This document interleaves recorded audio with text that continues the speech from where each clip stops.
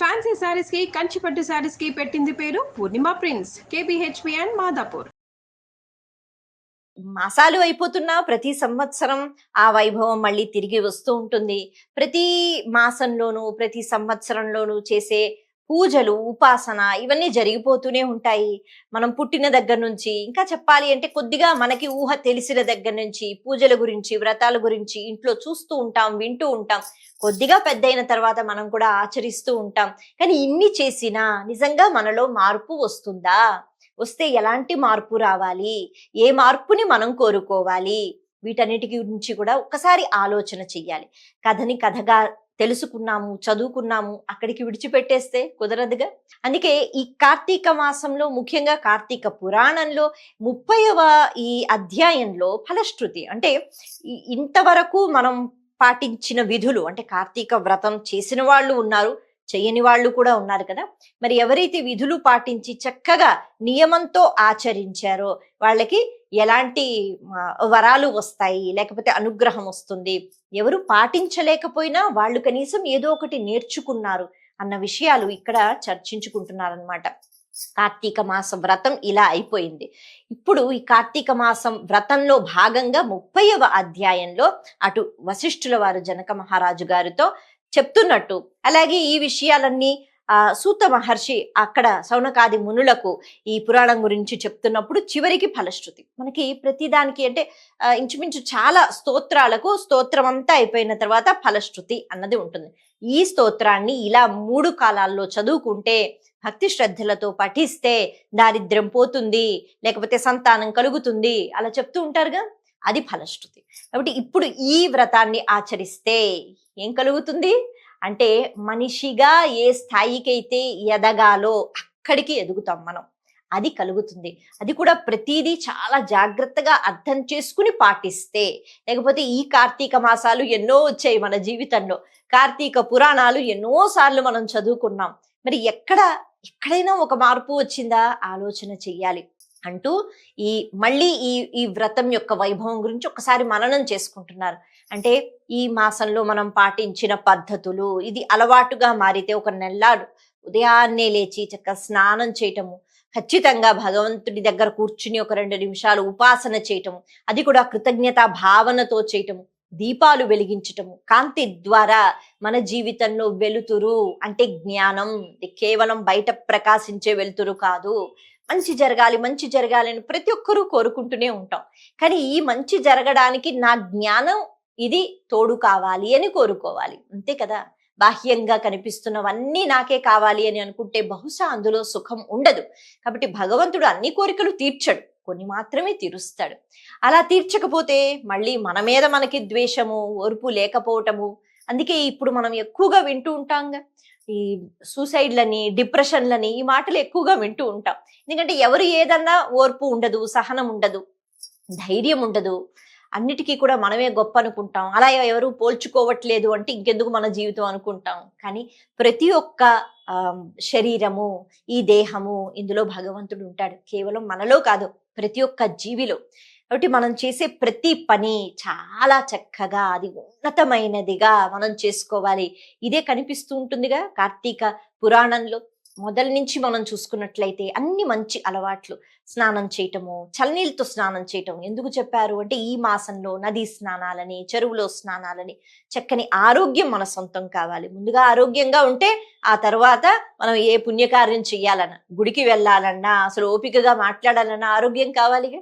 కాబట్టి ఆరోగ్యము, దాన్ని పెంచుకోవటము, ఆహార పద్ధతులు పాటించటము, మనం ఏ పదార్థాలైతే తింటామో దాని యొక్క ప్రభావం శరీరానికే కాదు మనసుపై కూడా ఉంటుందట. అందుకని మనం ఏ పదార్థాలు తింటున్నామో, ఎంత వ్యగ్రతతో ఉంటున్నాము, ఎంత ప్రశాంతంగా ఉంటున్నాము, మన తినే ఆహారం బట్టి ఉంటుంది. ఇప్పుడు చాతుర్మాస్య దీక్ష అంటే 4 నెలలు ఏది పడితే అది తినకుండా మిగతా ఆహారం, కొంతమంది అయితే అన్నం ముట్టుకోరు, కేవలం కాయగూరలు, పచ్చికూరలు, పళ్ళు, పళ్ళ రసాలు, పెరుగు, పాలు, వీటితోనే ఉండిపోతూ ఉంటారు. అంటే ఎంత సాత్వికమైన ఆహారం, మితా ఆహారం తీసుకుంటే అంత మనసు చకచకా పనిచేస్తుంది అన్నది కూడా చెప్తున్నారనమాట. ఇవన్నీ కదా మనకి కనిపిస్తాయి కార్తీక వ్రతంలో. మనం ఫలశ్రుతి అనేటప్పటికీ మనం మననం చేసుకుంటున్నాం. ఎందుకు అంటే కలియుగంలో ఎన్నో కష్టాలు మనుషులకి అని పాపం అప్పుడు ఋషులు వాళ్ళు బాధపడుతూ ఉండేవారు. కార్తీక పురాణం వేదవ్యాసులు వారు అందించారు కదా. మరి అంటే వాళ్ళకి బహుశా అంత అవసరం లేదేమో, మనకి అవసరం.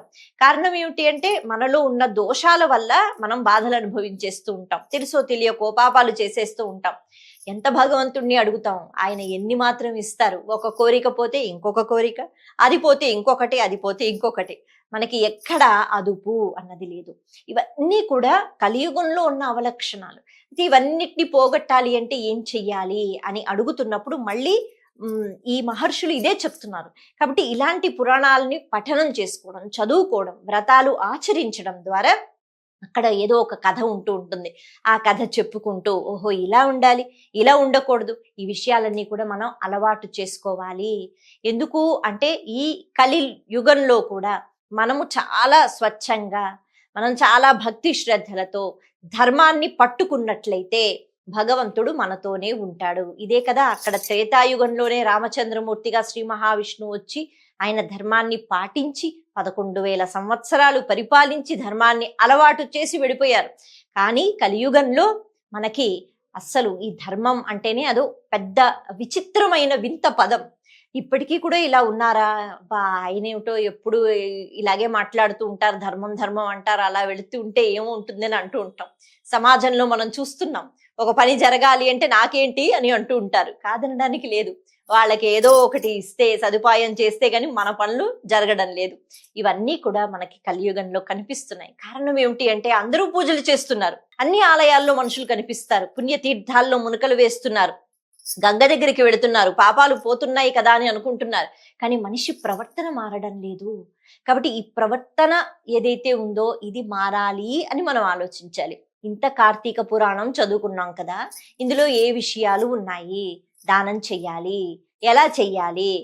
నేను ఇస్తున్నాను, నేను కాబట్టే ఇస్తున్నాను, నేను ఇస్తున్నాను కాబట్టే వాళ్ళు బ్రతుకుతున్నారు అనే ఆలోచనతో కాదు, పరమాత్మ నాకు ఇచ్చాడు, నేను ఇచ్చే అవకాశం నాకు కల్పించాడు, అందుకే నేను పరమాత్మ ఇచ్చింది ఇస్తున్నాను అనే భావన ముఖ్యం కదా. ఇది ఉంటే మనం దానాలు చేసి గొప్పగా మనం ఎప్పుడూ కూడా ఆలోచించం. అదంతా కూడా చాలా చిన్నగా అనిపిస్తూ ఉంటుంది. ఇవన్నీ మనకి కార్తీక వ్రతంలో ఉంటాయి. అలాగే దీపదానాలు చేయటం, జ్ఞానాన్ని పంచండి అని చెప్తున్నారు. వాటి వల్ల ఆకాశ దీపం పెట్టండి, ఎక్కువగా దీపాలు పెట్టండి, భూతదయ అలవాటు చేసుకోండి. ప్రకృతిలో ఉన్న పదార్థాలు పాపం చిన్న చిన్న పురుగులు, క్రిమకీటకాలు చనిపోతాయి కదా, మరి వాటి కోసం, వాటికే ఆరోగ్యకరమైన వేడిని పెంచటం కోసం ఎక్కువ దీపాలు పెట్టండి అంటూ మన వంతు సహాయం మనం చెయ్యాలి కదా మనిషిగా పుట్టినందుకు అని ఇక్కడ కార్తీక వ్రతంలో మనం మొదల నుంచి కూడా ఏ ఏ విధుల గురించి, పద్ధతుల గురించి చెప్పామో అవన్నీ మననం చేసుకోవడమే ఈ చివరి అధ్యాయం ఫలశ్రుతి. అందుకే మనకి ఒక మాట చెప్తారు, ప్రపంచంలో అంటే శంకరాచార్యులు వారు చెప్తారనమాట.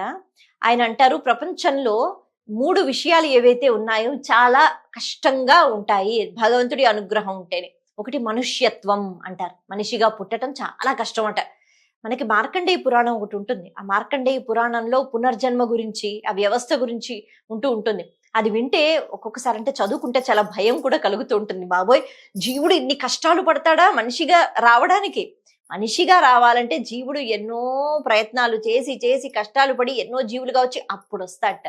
కాబట్టి మనుష్యత్వం కలగడం చాలా కష్టం, భగవంతుని అనుగ్రహంతో కలుగుతుంది. ముముక్షత్వం, మోక్షం పొందటం చాలా కష్టం, తేలికైన విషయం కాదు. ఎందుకంటే పాపం శూన్యమైపోవాలి, పుణ్యం శూన్యమైపోవాలి. ఎక్కడ? ఒక చిన్న మంచి పని చేస్తే 10 మందికి చెప్పుకుంటాం మనం. తెలుసా, ఇవాళ నేను ఇది చేశాను, వాళ్ళకి ఈ సహాయం చేశాను, ఇక్కడ ఈ పని చేయించాను, అక్కడ అది నా వల్లే జరిగిందని. అలా ఉంటే ఇంకేముంది? కాబట్టి అలా ఉండకుండా అంత భగవంతుడు చేయించాడు, భగవంతుడి దయ వల్లే ఈరోజు ఇది కార్యక్రమం జరిగింది. అలా అనుకోగలిగితే పుణ్యం మనకి రాదు, మన ఖాతాలో పడదు, భగవంతుడికి మనం అప్పచెప్పేస్తున్నాం, అంతే కదా. ఈ వస్తువు నాది కాదు, ఇది భగవంతుడిదే అంటే ఇంక నాది అనే ఆలోచన ఎక్కడ? అలాగే పాపం చెయ్యకూడదు, పాపపు ఆలోచన రాకూడదు అంటే చాలా కష్టం. ఎంత కష్టంగా ఉన్నా నేను ఎదుర్కొంటాను, భగవంతుడు నాకు సహాయం చేస్తాడు, ధర్మాన్ని నేను తప్పను, ఈ కష్టం నుంచి తప్పుకోవడానికి మార్గాన్ని నేను వెతుక్కోను, నేను ధైర్యంతో ఉంటాను, ఆ ధర్మంలోకి వెళ్ళను అని అనుకుంటే పాపాలు ఉండవు. కాబట్టి ముముక్షత్వం, అసలు ఆ ఆలోచనతో ఉండటం, మోక్ష ప్రాప్తి, భగవంతుడినే మళ్ళీ మనం అడగాలి, భగవంతుడా నా మనసుకి మంచి అలవాటు చేయి. అలాగే సత్పురుషుల యొక్క సాంగత్యం అని అంటారు. మంచి వాళ్ళు అంటే చుట్టూ చాలా మంది మనకి చాలా ఇష్టమైన వాళ్ళే, మన బంధువులు, మన వాళ్ళు.